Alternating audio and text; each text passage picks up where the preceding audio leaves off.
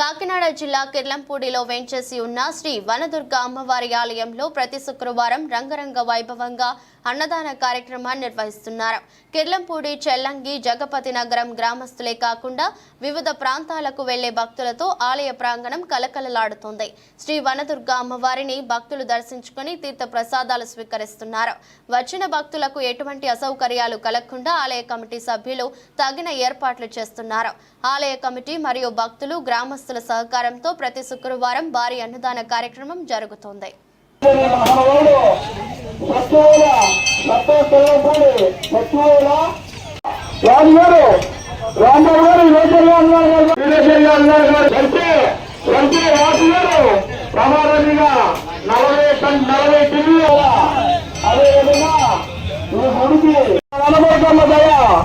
అమ్మ దయ మన మీద మన దయ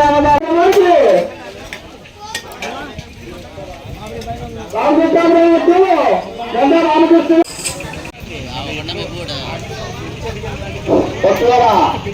ప్రతి శుక్రవారం జరిగే ఈ అన్నదాన కార్యక్రమానికి